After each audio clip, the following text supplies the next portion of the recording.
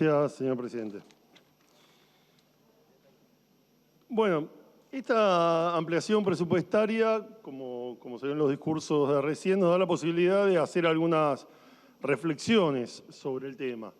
En primer lugar, bueno, como recién se mencionaba, hemos tenido hace poco también acceso a la ejecución, o podríamos llamarla subejecución presupuestaria, y también el aumento de los recursos, que bueno, el diputado preopinante decía se debe pura y exclusivamente a la inflación. Eso no es cierto, porque los propios números de la ciudad dicen que el indicador de actividad económica creció interanual en el primer trimestre del 3,8%. Recordemos que al no ser afectado por la sequía, la ciudad de Buenos Aires tiene el resto de la actividad que está acompañando. Situación muy distinta a la que se daba en el gobierno de Macri, ¿no? Donde los recursos en términos reales cayeron en el 2019 el 12,6 reales, con lo cual había inflación, había duplicado también la inflación del gobierno anterior, pero además había caída de la actividad económica, con lo cual se va el doble proceso. Digo, porque ahora que tenemos, ¿no?, el plan, la primera marca y la segunda marca de Macri presentándose a elecciones, digo, es bueno recordar cómo fue su gestión.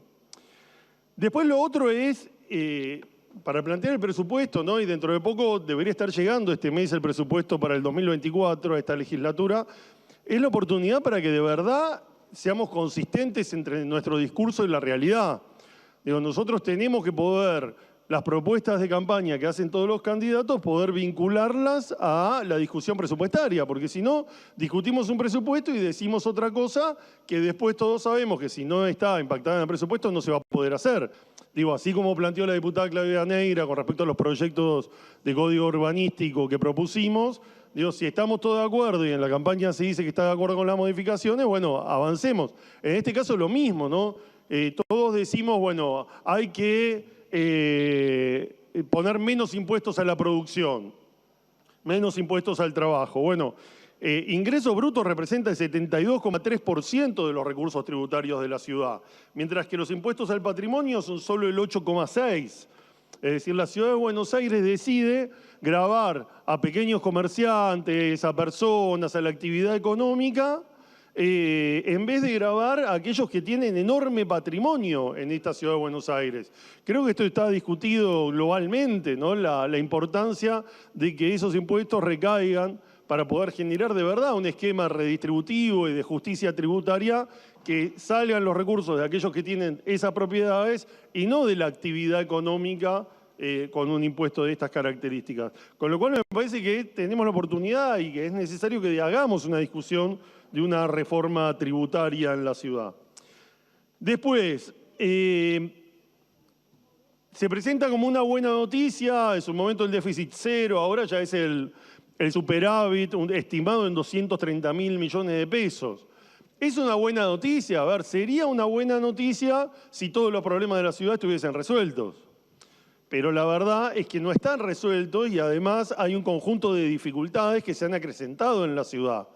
Entonces, se da un combo donde vemos que hay subejecuciones presupuestarias de áreas muy importantes, mantenimiento escolar 32%, infraestructura escolar 30% cuando debería ser de 50%, promoción y cuidado de salud del niño 15%, planes alquileres. Vea, el Ministerio de Desarrollo Humano le echaron a la ministra, le pidieron la renuncia, a mi entender, por lo que hizo bien. Lamentablemente creo que quien ganó la interna del oficialismo está proponiendo cambios que van en la dirección contraria a lo que un sector importante de la población votó, porque tanto el candidato Lustó como en nuestro caso los candidatos de la izquierda tuvimos un discurso que centró la necesidad de atender algunas cuestiones que no se venían atendiendo. De hecho, todas las encuestas, los focus y demás demuestran eso en esos sectores que votaron.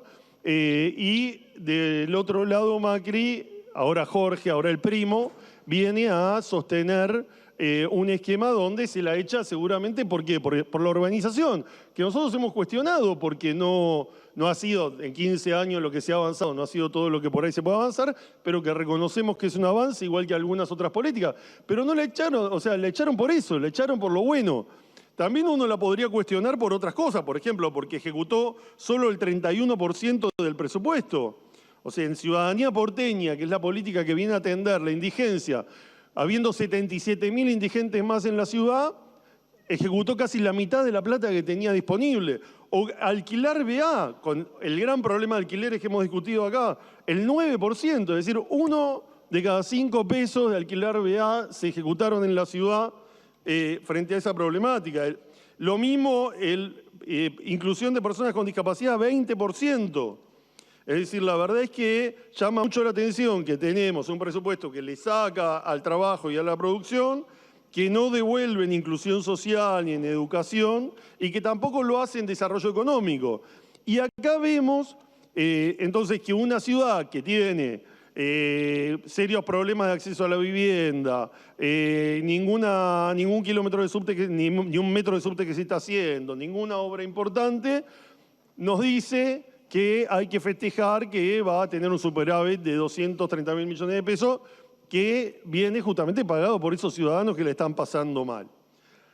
Ahora, otro tema que quiero mencionar es el de la deuda, ¿no? Porque cuando uno ve, es verdad que la Ciudad de Buenos Aires, por sus características y también por algo que también hemos señalado que fue positivo, que fue la búsqueda de especificar, no tiene un problema estructural de deuda, pero sí hay que llamar la atención para quien sea el próximo jefe de gobierno, que esperemos que sea Leandro Santoro, que vamos a pasar de pagos por 258 millones de dólares este año a una pared de vencimientos que se va a ir acrecentando en los próximos 4 años.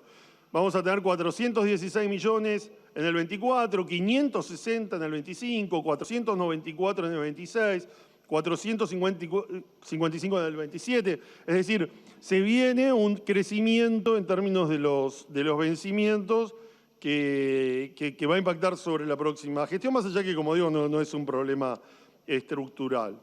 Después, a ver, para ver el impacto, porque también les gusta a muchos comparar, ¿no? Siempre, ¿dónde están las cámaras de algunos medios concentrados de comunicación?